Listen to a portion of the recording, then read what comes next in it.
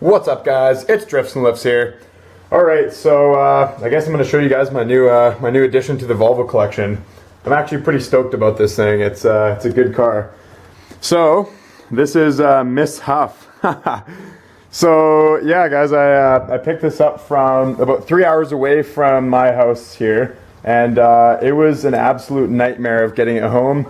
A bunch of things happened. Basically we thought the alternator was gone on it, and the car was starting to stutter out on the way, and we pulled off at my buddy's house, and he checked the voltage, and it wasn't getting any voltage. So like, hey, it needs a new alternator. So I ordered one from the Lordco, and Lordco was closing about half an hour away from that time. The Lordco was half an hour away. So my buddy ripped me to Lordco, got me a brand new alternator. They're super expensive though, about 200 bucks. So I was like, damn it. But at the same time, my good buddy Austin Ree, shout out to Austin here, he came through and had an alternator at his house. So he came and brought it to me so I didn't have to use the brand new one. And we threw that one in.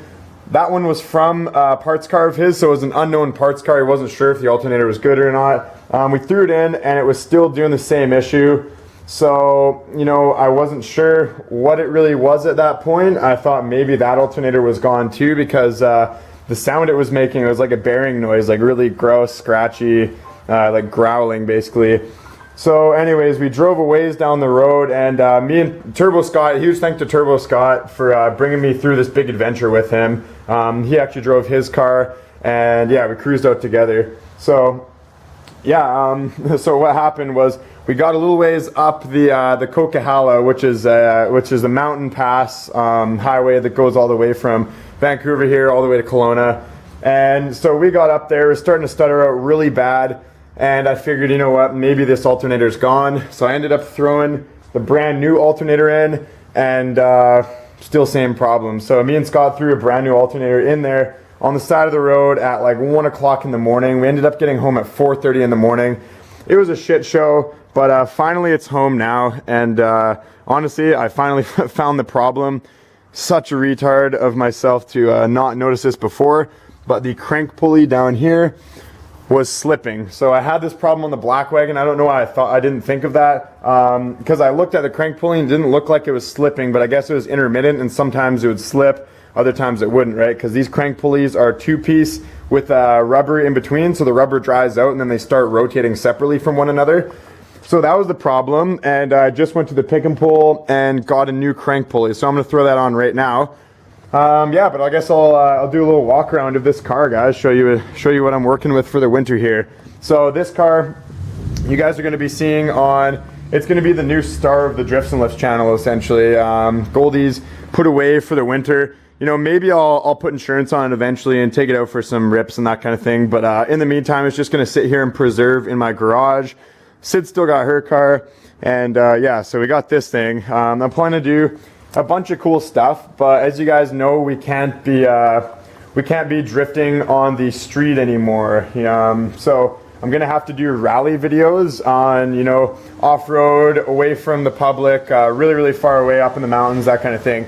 So this car is gonna be my opportunity to do that. I'm still going to do modded knuckles in it, and you know, a little bit of weight reduction. I'm still going to keep the back seats and the main things. I'm going to have this thing fully good to go, so even if it did get an inspection notice, I don't know why it would. The cop would really have to hate me. So yeah, I'm going to make sure everything is all good on this car. You can't give a VI to it because it's basically going to stay mostly stock anyways. So yeah, guys, and this is Miss Huff. Check that out. So I guess the woman that owned this actually was a big enthusiast of it. She really liked the car. As you guys can see, she thought the tribal decals were pretty cool. I still have the front center cap, or the wheel cover. I just took it off. I was going to throw some different wheels on it. But yeah, so this car is a 1990 with the Regina fuel system. You can tell by this MAF here. It's not the LH2 2.4 MAF. So Regina is not as great, but I've had good luck with Regina cars, so that's not a problem for me. It's a little bit rainy here, so I'll try to keep the camera out of the wet. As you guys can see, that is an M47. So I've never owned an M47 car with that kind of transmission. Every single Volvo that I've owned has had an M46, so that's a 4-speed. So if you guys look in this thing, It's actually really clean. It has 370,000 kilometers on it. I got it for a decent price of 700 bucks. I felt that was kind of fair. I didn't want to rip anybody off. But you know, with that being said, it did have the problem on the way home, which is kind of unfortunate, but hey, what can you do? We can fix that. So there's all of our alternator goodness. If you guys look, she actually got these seats reupholstered at one point. So it's all like the material on here is like, it's really solid and no rips in it or anything. Another really cool feature, it came with a massive box of tapes. Oh my God, we got the Eagles. I didn't even realize that. That's super sick. Van Halen, the Eagles, April Wine. Oh man, that's so dope. I didn't even notice those tapes in there before. So yeah, the front seats just have some covers on them. They're not fully reupholstered, but what can you do? That's all cool. The headliner, I'm gonna be taking that out, taking all the carpet out. Maybe I'll leave the rear door panels. So yeah, it's a good car. I'm actually really stoked on this. It's probably going to need a clutch eventually, but I do have a racing clutch in the garage I can put in to make sure we're all good. Nothing special in there. Yeah, these tribal decals though, eh? That is some crazy stuff.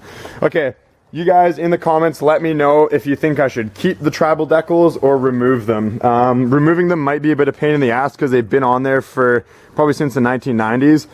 But they're so tacky that I think I might just keep them for to troll people. One problem is the front windows are tinted.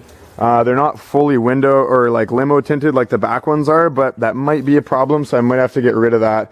The engine, yeah, 370 kilometer B230F. So that's what we're working with, 114 horse. Good buddy of mine from Sweden, we're going to do a trade and he's sending me over a camshaft, an A cam, as well as a V cam. So I'm probably going to throw the A cam in here and just hope for a little bit more in the top end, a little bit more mid-range, that kind of thing. You can't advance the timing on these because it's a Regina car. You can only do that on the LH 2.2 cars, like Sid's car. So yeah, that's kind of, seems like it has no leaks. Pretty decent car, guys. I'm pretty stoked on it, to be honest. So you guys as subscribers, tell me kind of what you want to see for this car. Kind of my plan is keeping it stock suspension. I have a couple IPD sway bars laying around over there, front and rear. So I'll throw those on, give it some weight reduction, probably get about, you know, 250, 300 pounds out of it. And I think I'm just going to drive it nice and hard. Keep it stock suspension. That's the key though to the rally. I really want to be able to go on, you know, dirt roads away from any people and stuff like that and just rip as hard as I want with no problems with cops and that kind of thing. So yeah, if you guys look, it actually has the mud flaps too, which is kind of cool. I guess it's like an aftermarket mud flap and then the stock one. So maybe I'll take the stock ones out and just run the aftermarket. I don't know why they have two on there, but in the back it looks like there's only an aftermarket mud flap. So yeah, it's kind of cool. This car was sitting for a long time. The tires are pretty dry rotted, as you can see, nice and cracked up. That's all right though, not a huge deal, like I said. So, oh, these are 205 15s. That's a beefy ass tire. Damn. All right, so yeah, that's pretty much all there is to this car, guys. It's nothing too special. It's not a fully modded one or anything, but yeah, like I said, I'm pretty stoked about it. This is so here we should all think of a nickname. It could just be Miss Huff. It's already nicknamed, right? I don't even think I have to change the nickname. Miss Huff. I wonder what kind of lady she was. She's probably like this sort of a cool school teacher or something. Like the kids thought she was pretty cool and they're all like, oh, Miss Huff has this like weird Volvo with tribal decals on it and shit. Oh man, I want to meet Miss Huff and then see, I want to show her what I do to this thing after. Take her for a little slide with the modded knuckles. Wouldn't that be funny? Yeah, so that's the car, guys. That is the walk around. So to come for the channel, as I said, rally videos, that's the plan.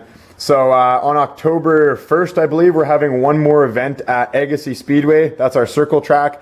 So stay tuned for that, guys. I'm going to be going to that and drifting in it. I might bring Goldie if it's dry, blow up another M46 for the fun of it. Or if it's wet, I'm definitely going to bring Miss Huff. So yeah, Aaron Glendon, my good buddy, he's going to help me out with welding the diff and probably making a set of knuckles for this. Or I could take the ones from the truck and swap them in here in the meantime. Maybe I'll just get a brand new set made because, yeah, can't have too many knuckles in all your cars, that's right. So yeah, that's what's come for the channel. We might do one more drift event called Pumpkin Smash on Vancouver Island, October 28th and 29th. I'm definitely looking into doing that. It's just a matter of money things right now. So if you guys haven't bought one of my shirts, definitely check out the Drifts and Lift store. Yeah, that's in the description of this video right here. So you can have Volvo Drift Ale, Lager, or Stout, whatever beer flavor you prefer. And get it on a t-shirt, a hoodie, or a mug, or yeah, check it out. Just check out the site and you'll see kind of what we got going on. So thanks again, guys, for your support. Really, really appreciate it. Means the world to me. So, yep, I think that's it. That and drift events, and I'm just going to be doing build stuff. I got a 531 head coming with those cams that my buddy's going to be sending over from Sweden. So the 531 head is going to go in the gold car, and yeah, that's kind of the plan. It has, I'm probably going to put the RSI stage 2 cam that I have sitting in my basement and throw that in the 531 head with the gold car, and it's going to be an absolute rocket ship, probably blowing up M46s at the touch of the throttle. So yeah, hoping for 300 wheel horse. That'd be pretty cool. So it's that, you guys know it's at 240 right now, 240 wheel horsepower. It's pretty quick, but I want like a little bit more. That'd be fun. I want it to rev out a little bit better. So there you go, guys. That's Miss Huff, and that's the plans for the Drifts and Lifts channel. So I'm gonna get the diff welded on this as soon as possible, whenever Aaron has time, and then I can start, you know, filming some cool stuff in this thing. So I'm gonna get to replacing the crank pulley on this. And I'll do that in a separate video for you guys. So I'm going to make a video and show you guys how to replace a crank pulley on these cars. So anyways, like and subscribe for Miss Huff. Peace out, guys.